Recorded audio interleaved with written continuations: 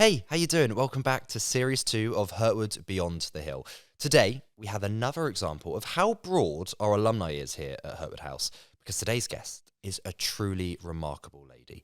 She left us at Hurtwood and went straight to Cambridge to study engineering, but she also started doing the modern pentathlon. That is 5 different sports. It is madness. After her exhausting time at university, she headed straight for the bright lights of Formula One and found herself working for McLaren. Her journey, though, is truly incredible and has taken many twists along the way. Today, she is a delegate for the UN Women UK, as well as recently launching her own company in the world of AI and climate. I think this is going to be a really interesting one.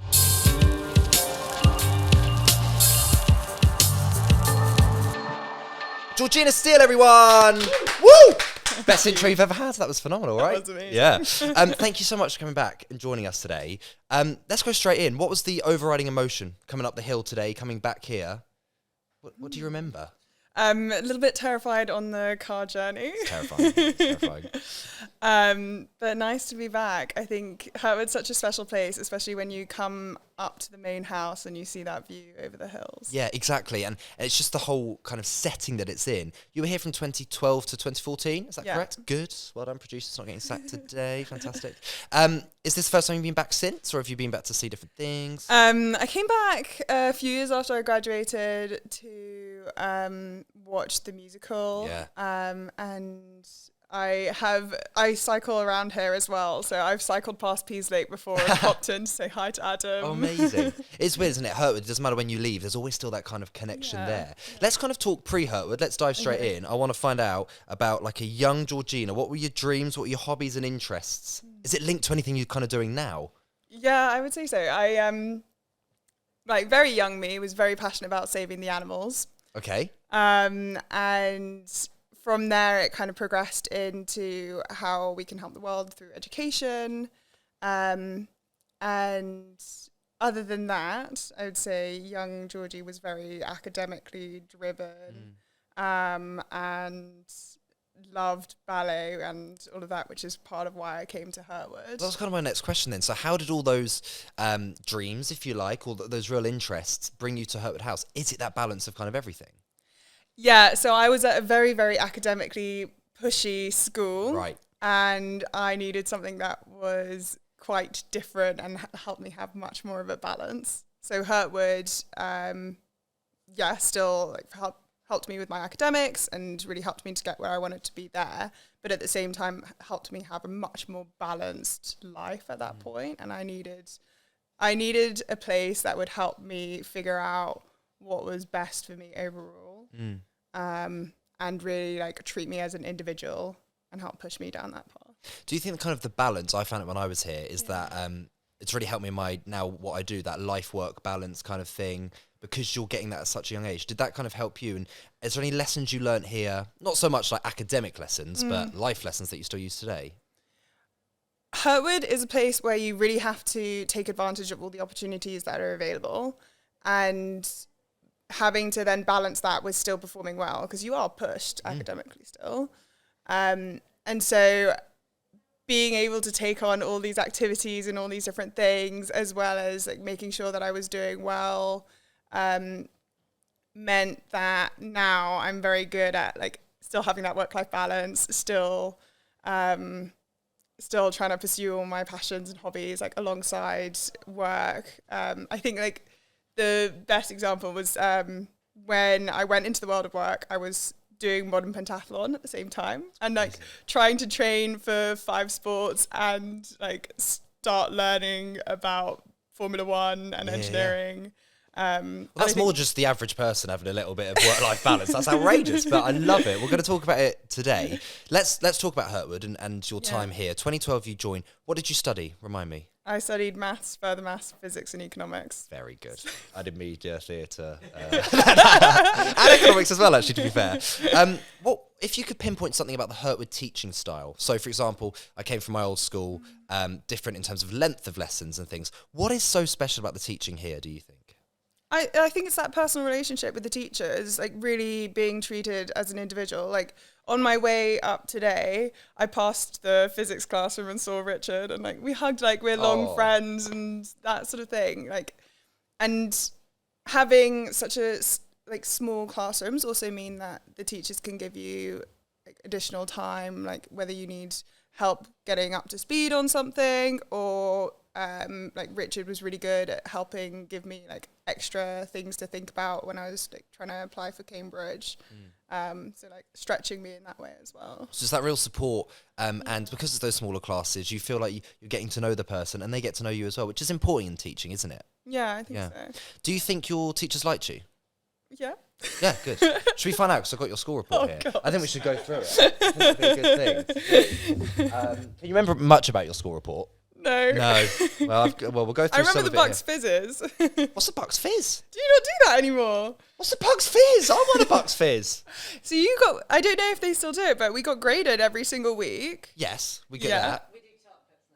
Oh. Oh, there you shame. go. Things going downhill. That's a shame. I should have come in 2012. Let's go through some of them. We'll start with Adam, your housemaster.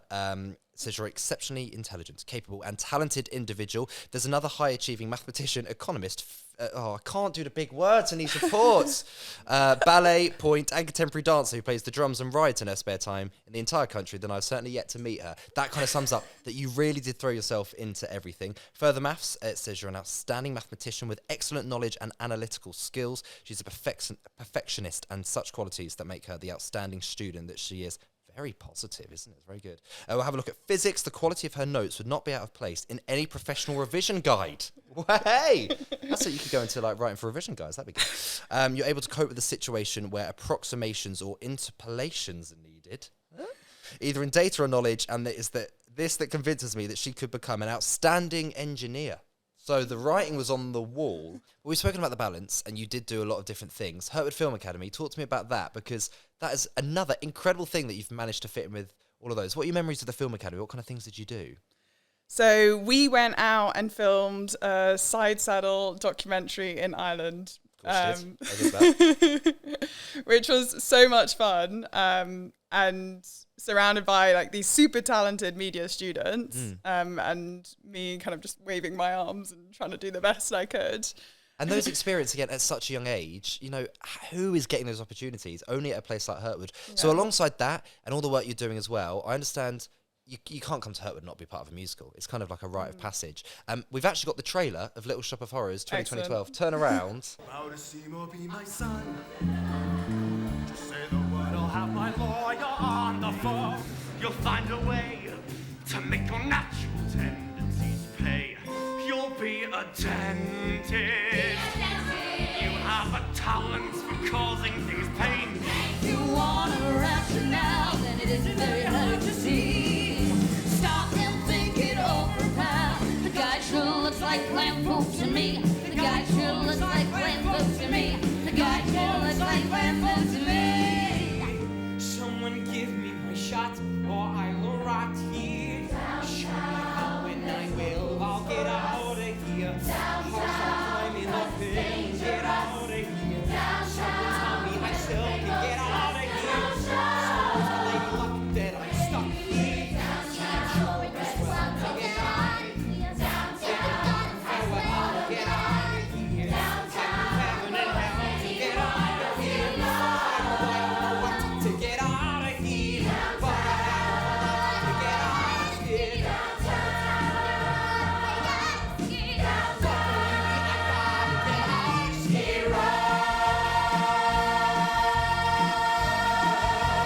I'm watching that back, and I guess seeing people that maybe you haven't seen since 2012. What's it like seeing that back? I mean, it's really cool seeing like a lot of people who are doing very well now. Yeah, fun memories. I'm still a little bit bitter about Little Shop of Horrors because there were 3 scientist roles. Didn't get one. And didn't get one. I was one of the only scientists doing it. That is a scandal. Really? Yeah. Wow. Well, I'll be having words with Doug Quinn. I think it was my beautiful singing voice that maybe prevented it. Yes, but the knowledge of science, that would have really added something to the show, I felt. Yeah, shame. It did feel like it was missing it. Let's talk about it in more general terms here at Hurtwood. If you can, sum this place up in 3 words. I'm going to go quick fire. Ooh. Yeah, this can be for the website. 3 words. Okay. I would say energy. Enthusiasm, and individualism. That's a great one. everyone can kind of be themselves. And you're right, there's lots of kind of different personalities in Yeah. one place, but it just works, which is amazing about here. I want to talk about what you went on to study, which was obviously engineering, but you can't do that here. So what kind of lessons, if any, did you take from the maths, the further maths, the physics, those kind of things? What I really loved about my A levels was the application of maths and physics to real world problems. And because in the past I really wanted to do something that would make a difference, engineering is that subject which combines maths and physics to real world problems that you can then use to make a positive impact in the world. Yeah. And I guess reading my report back, you can see that Richard also studied engineering, so he really helped me like understand what it would be like as a degree and as a job. So if you think there's someone listening who is wanting to go into the world of engineering, maths, physics are great A-levels to do. Yeah. For sure. Okay, Yeah. good. If I had my time again, I find it quite interesting. I'd like to do that. I'm just not that clever. Final word on Hurtwood then, if you can. Best memory of your time here, other than your non-getting the science role in Little Shop. Is there a stand-up memory? I don't know if there's a standout memory necessarily. I think it's just the place that really helped me find who I am again. And having a school that really understood what I needed at that point in my life and kind of take me back and kind of understand and like release the pressure and explore everything outside of academia as well. Yeah, that's an amazing thing to say. I feel like a lot of people feel that. I felt the same when I came here. I really found what I wanted to do in myself, whereas I had a great school before, we did drama there, but it wasn't quite what it is here. So it enabled me to work out what I want to do. That's a love. Click that up for TikTok. That's very good. Let's leave Hurtwood then for a second and talk post Hurtwood. You went to Cambridge University to study. What college were you at? I was at Clare. Tell me a little bit about that. Let me into the world of Cambridge. What is it like there? I mean, Clare is known for being the friendliest college. Is it? Okay. Yeah. We also had a really great student night where I think like Bombay Bicycle Club and some really good names like started out. I don't know who that is. I just nodded. Oh, okay. Oh, are they? Oh, right. really Sorry. good Sorry. I was like, oh, great. Bombay Bicycle. That sounds cool, though. That sounds really cool. And how excited were you to go into that world? Because a lot of people say Hurtwood is kind of the perfect practice rehearsal for university because there's that bit of independence here. How excited were you to get to Cambridge? I was excited in some respects. I think that very first day I was like, I don't want to be here with these nerds, which love it. Obviously hearing my A-levels, like I also was a nerd. No. But what I ended up loving about Cambridge is everyone is very good at their subject and then like pretty well-rounded outside of that. Like, yeah, okay, they're nerdy about their subject, but like not in a in-your-face way, and are also able to have a really great time. I imagine as well, finding lots of people that have similar interests and similar goals must be a really rewarding thing as well. Yeah. So you must have joined the engineering course, and so that was what you studied, was it engineering? Tell me about the course as well. What's involved all of that? 'Cause we hear engineering a lot in lots of different ways in different parts of the world. What was on the course? What did you kind of get into? A lot of maths. A lot of maths, okay. Yeah, so looking at how things work and how different systems interact, how to design well, but like really physical things. And there are other cool things where, you know, we built a robot to do a little course and follow like some lines. That's really cool. In like 2014? 2014, 2015 times. Yeah. Wow. Are we going to get robots working with us? Well, it was like true? It was a very basic robot that sounds could follow cool, like though. a white line on a black background. What a cool thing to do in Yeah, your it's education as well. And then am I right in thinking you kind of went more specialised and started looking at mechanical engineering? Yeah. So explain to me the differences. Like, you know when they say, explain to an alien. I am that alien who understands it, like none of it. So just a generic engineering, the mechanical side, what is those big differences? So structural engineering and civil engineering is things like buildings and bridges and that sort of thing. Mechanical engineering is more things that move. So cars and that side. Sure, right. Okay. I did mechanical engineering and materials and a bit of sustainability as well. So materials is kind of looking at what's the right material to use for this purpose. Does it have the right properties? And then the mechanical part, I was looking at kind of vibrations and dynamics. What kind of sparked your interest for that? Why did you want to specialise in that? I did a lot of different types of engineering placements whilst I was at university. And mechanical as a career felt like it was more interesting because there's literally more moving parts. Yeah, right, sure, yeah. And so it just felt like it was going to be more challenging to me. And I've got to hear about the internships and these different kind of things you did.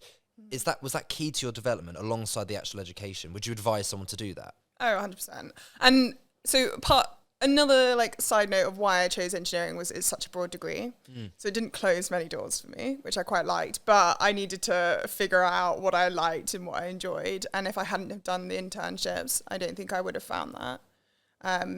They were interesting, but I couldn't see myself doing it as a full-time career. And also, opportunities like that are great ways to say, actually, that's not what I want to do. Exactly. And that's always a valuable experience as well.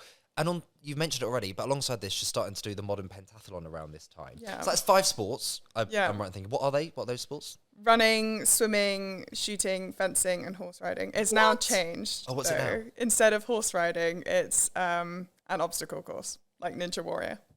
That's cool. I didn't do the Ninja Warrior one. Sorry. Don't apologise. The riding sounds amazing as well. Let's talk kind of post-uni then. You wanted to work in a fast-paced environment. That was something that you really wanted. So you literally chose one of the fastest places in the world. Formula One. This is amazing. Tell me how this all kind of came about. I wasn't sure if I wanted to start working straight away. I was thinking either I go into Formula One or I take a year out and do horse riding as more professionally. Yeah. But I decided I'd go through the application process for McLaren. Like you said, I wanted to work in that fast-paced environment. I wanted to work with the most advanced technologies. And so I did. So why Formula One? I know we talk about fast-paced environment. Did you have an interest in the sport of Formula One before, or was it more the mechanical side of it? It was more the mechanical. Yeah, no, that's fine. I didn't really watch Formula One that much before I went into it. I'm now a big fan, and I watch it every race. Yeah. But yeah, it was more the engineering behind it, and I also had thought like Formula One's super interesting because we're innovating, and like every weekend is a prototype on the track. It's not really a finished car. And you're designing parts in 2 weeks that would normally take 2 years. Yeah. So it's super fast paced, super innovative. And I thought maybe some of the innovations that we're creating would filter through society in some way. Yeah. No, I love that. A bit naive. Right, okay. Well, I'm going to be honest, I'm a huge Formula One and actually McLaren fan because it's obviously close-ish, the closest one in Formula One's team in Woking to where I am. So I'm going to be a really geek and ask you some structural questions. Yeah. So when we talk about why are you laughing? Why are you laughing? I love the car. I'm going to be a geek. I'm going to do it. So structural parts of the car, we're talking about the rear wing and things like this. Yeah. The carbon fibre. Yep. So is the job of what you were doing there to make the car as light as possible, or what is it? Partly. So looking at the parts of the car, applying the forces that they would then see on the track, and figuring out the design such that they were lightweight. Yes. They wouldn't break, and they had the right structural properties. So like some of the parts of the car you'd want to bend in a certain way under a certain force. Other parts you want to be completely rigid. You also have to consider how different vibrations and loads would affect the system. Make sure that bits of the car weren't going to vibrate off. And also different tracks as well. There's like different downforce. Am I getting? Right. Tell you what, guys, I can go into engineering here. How good's this? So yeah, based on certain tracks, because I always hear them saying in commentary, or they're running a low downforce today. So explain to me what that actually means. So for my part, because I was focused on the structural analysis, we would have different loads that we would apply to every part. And those loads would have been calculated based on the different tracks that are there that year, and we just apply them to everything. The aerodynamics part is more kind of the drag and how to design rear wing. And where to position the wings as well to figure out what downforce you'd need. Yeah. Because so you got the car here, and then you got the like wind rushing over it. How that hits that wing will then affect like how much force is pushing down on the car. And these are the minor details that win people races, isn't it? Oh, yeah. Because I remember when I first started watching it, I was just like, oh, that's the best driver, they'll win. But all the cars are really fast. All the drivers are really, really good. So it's the little bits that you're adding or taking away that gets it over the line, right? Mm-hmm. And what car were you working on? So what year were you there? Who was driving? It's basically my question. When I started, it was the end of Alonso and Van Dorn. Unbelievable. Fernando Alonso, yeah, love it. And then Carlos Sainz and Lando started. Oh, Lando, that's one of my favourite. Yeah, Carlando, favourite partnership. That's unbelievable. Oh, so I can speak to you all day about this. I'm going to move on. But it wasn't just kind of the job you were doing. I understand you were interested in other parts of the business, like the analytic data kind of things as well. I think when I think of Formula One, and maybe how we see it on television, it's the bright lights of Formula One. It's a very glamorous industry. Is that what it's like? In some ways, yes. I hadn't quite appreciated, so at university, I was fortunate where my course was 30% women, which is pretty good for engineering. Right. It's not great, but it's pretty good for engineering. And then going into McLaren, there were 4 women out of 200 engineers. Wow. So yeah, like part of it's glamorous, but what I found really hard was not having someone like me kind of further up that I could look up to. Like a role model. Yeah, exactly. And also, like as a result, it's not exactly the most welcoming atmosphere for women at times. Why do you think there is a gender imbalance in the industry? I guess engineering in general, because 30% you say is good, but I still think that's quite low. Yeah. I think there are a number of things. There's definitely been trends of more senior women leaving the industry. And I think that's across STEM industries, so science, technology, engineering, maths. Yeah.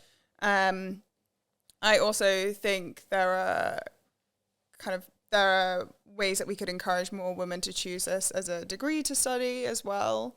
I think my background, I came from an all-girls school to Hurtwood. So obviously all-girls school, lots of us doing physics and that sort of thing. Yeah.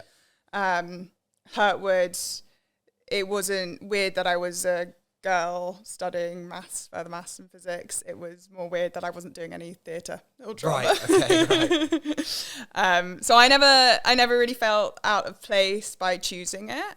But I think there are a lot of young women who don't necessarily see that, and like I think there's trends from A-level onwards where fewer and fewer women are choosing these subjects. So like, how do we address that to make sure that we get more women in engineering in the first place? And then how do we make the industry a really great place for women and underrepresented groups to work? And want to get in there themselves. And you talk about having those role models in there. I understand when you were at McLaren, did you set up something called Python Lunch and Learn? I did. No, I'm pretty sure I did Python in an IT lesson. Nice. Does that sound about right? Is this the programming thing? Yeah. Great. So you were really kind of setting examples and being innovative, even in an innovative job. That's really hard to say. Tell me about this Python Lunch and Learn. What was the premise behind it?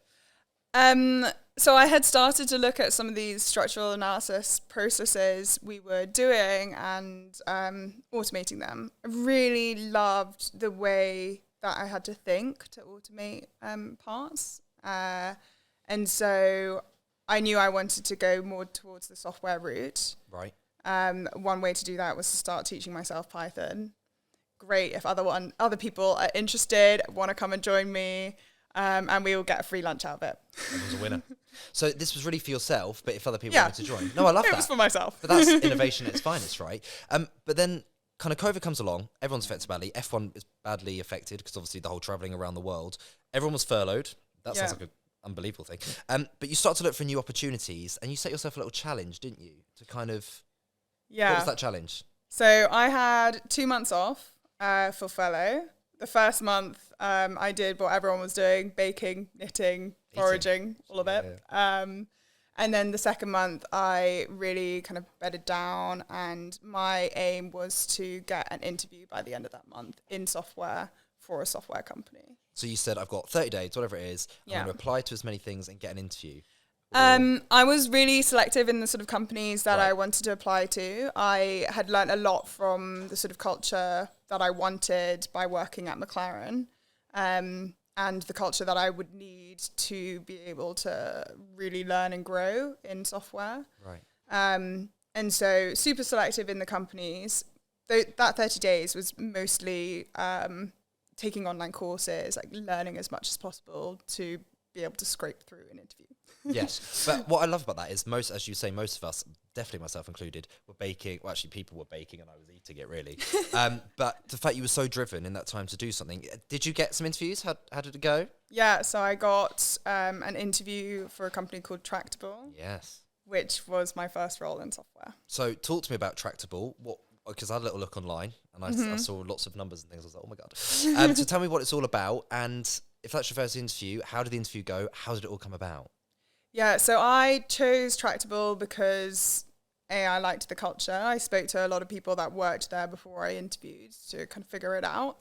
And I wanted to keep working with advanced technologies. That part of me hasn't really changed.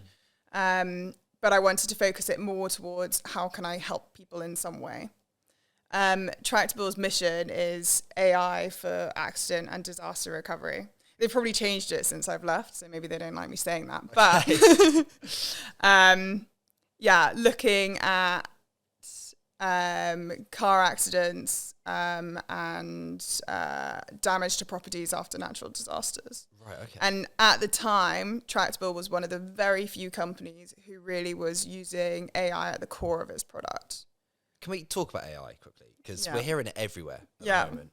Artificial intelligence? Correct. Good. Although Apple, have you heard this? They're trying to do AI Apple intelligence. Oh, nice. Yeah, Yeah. that's scandalous. AI, what is it? Because it's mentioned everywhere, but like, what is it all about? How can we use it? How does it help in our everyday life? Because I know like governments are meeting now with people, because it is going to be a massive part of our lives if it's It not is already. a massive part of your Right, life. so talk to me about it. What is it? Machine learning. So using machines to kind of like training machines with lots of data, I think is probably the best way to explain it, so that they then have this intelligence and kind of predict what you might want.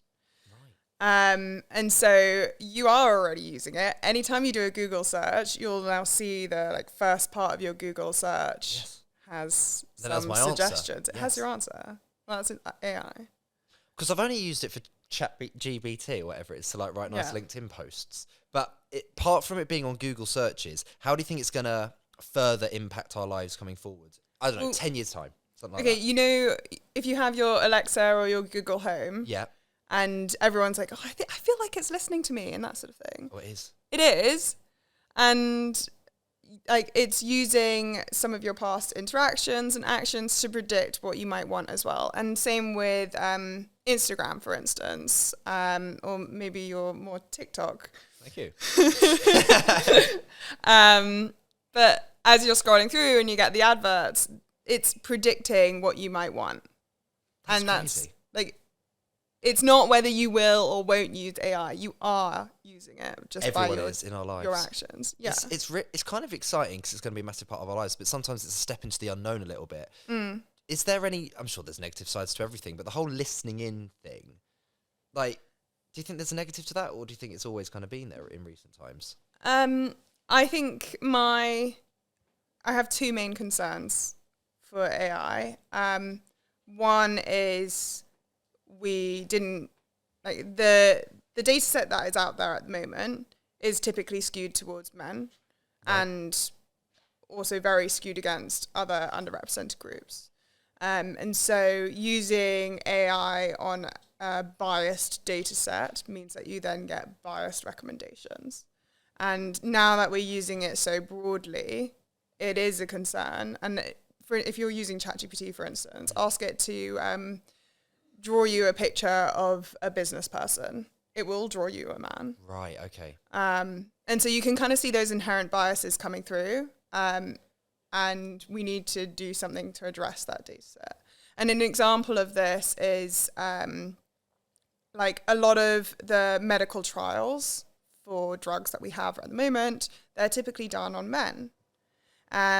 And that's because women were deemed unpredictable because of our menstrual cycle. Wow. And so a lot of the data sets that are there for medical trials are now being used to kind of understand what drugs and things we might want in the future, which is an amazing use of AI, but we need to consider like what are the biases in that data set. And how we can change that going forward so it's a more kind of fair representation of the world. Exactly. Of the UK. So like in everything you've done that we spoke about today, you're very ambitious. You've gone through the ranks very quickly. You continue to do that at Tractable. You left in 2023? Yes. Is that right? Why did you leave? Was it just for this new opportunity coming up? Or I kind of had reached a point where I felt like I wasn't learning as fast anymore. And I also wanted to get closer to helping people in some way. Tractable was great, and I think it was a very ambitious company, and it was amazing to be part of that. But what it boiled down to was helping people after car accidents, like understanding the damage on their car. Right. So yeah, like helping them when they're like in a pretty vulnerable situation because of car accident, but like not the biggest help that you can do. So I wanted to move closer to climate, and I wanted to have more learnings. Yeah. So then I was going to say that progression's clear because then is it Sylvera? Yeah, is that right? Exactly. And that is kind of using all the things you've already said about, but focusing on merging that tech and climate. Explain to me about all of that then. Yeah, so Sylvera was looking at rating carbon offset projects and providing a lot of data around that. And it was really interesting because they had scaled and they needed to kind of revamp a lot of their technology. So my challenge was, how do I rebuild a lot of their systems? And then it was kind of looking at how can we make this company scale much faster? So startups are a really interesting place because you need to have really exponential growth in your company. And so you always need to be thinking about how can I like build this bigger and better and faster and for like more and more people. And also the climate is such a big topic all the time. It's going to continue to be. And we spoke about AI, how's it going to affect us? Well, the climate already is affecting us. Yeah. So using AI, how can those two things really merge? Is it just getting the data so then people can act on it? Or how are they starting to merge AI, tech, climate? Yeah, so I mean, Sylvera, we had AI. It wasn't like part of our core product. Right. What I'm now focusing on, which is my own company, is very AI driven, and it's helping companies understand like personal implications of policy for them. Okay. I want to talk about your new kind of startup, if you like, because did you meet someone at Sylvera that you're co-founded with? Yeah. So I don't know how much you can tell us, because I understand it's kind of relatively new. But so where are we at now? How have we used what we've learned at Tractable, McLaren, Sylvera, and what do you do kind of now? I kind of say, like, a lot of my career, I've been carrying a backpack and just like trying to put as many skills into it as possible. And so Tractable, I was really trying to grow on the engineering side, like worked across a number of different products and different teams to get those skills. Sylvera, it was more on the leadership side. So we started off by running a small team and then grew to running a couple of teams across core of our engineering.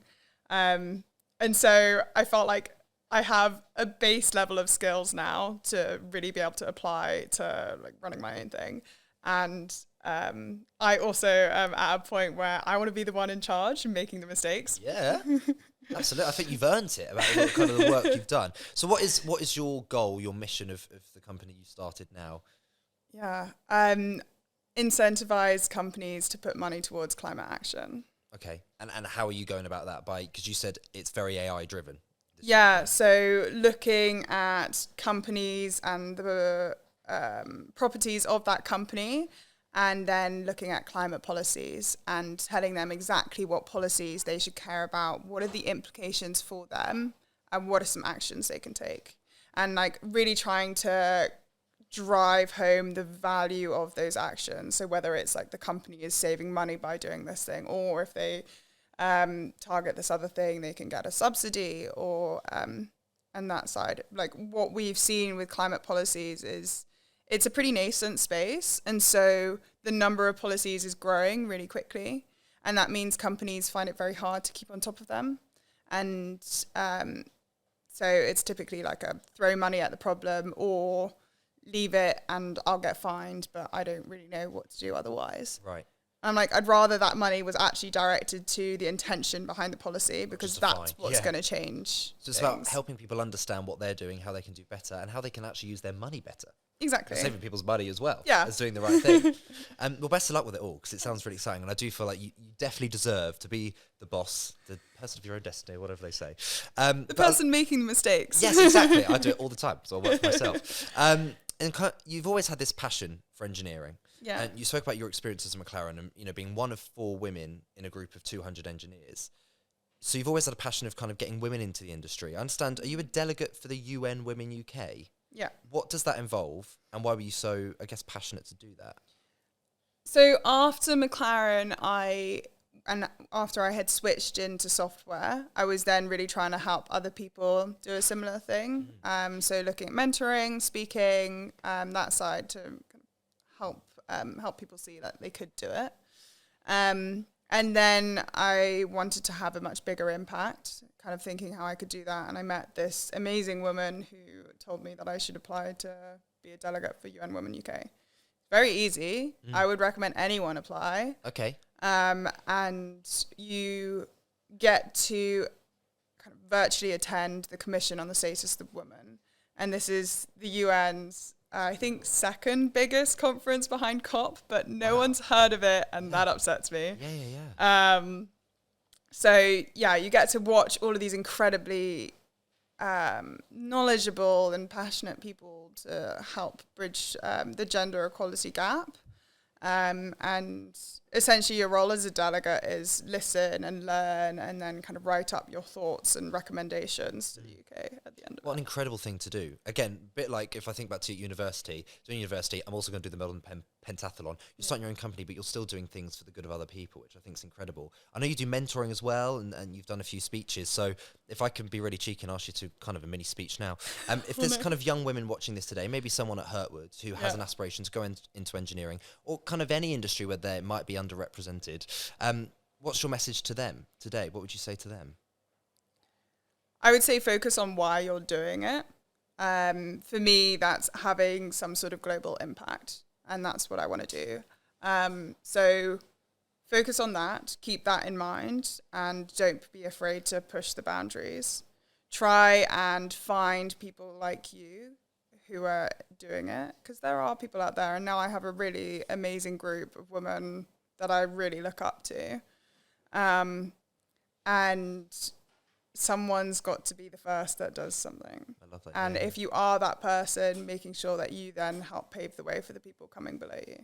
Someone's got to do it, why can't it be you kind of thing? Exactly. And I think I have to say, listening to your story and speaking to you today, you have done that. You really have. I think if you went to McLaren now, I'm hoping that now there's people, say when you left Hurtwood, they've got that role model and that person is you, and other people that are working and doing similar things with you. So I think what you're doing is incredible. Let's bring it back to Hurtwood, finally. You left us in 2014, over 10 years ago. There we say, time flies. You've built this incredible career so quickly. But if we want to inspire the next Georgina's coming through, maybe there's someone that's starting in September, why should they come to Hurtwood House? Maybe they're deciding what school it is. It's clearly done a lot to you. You said it kind of helped you find yourself again, in a way.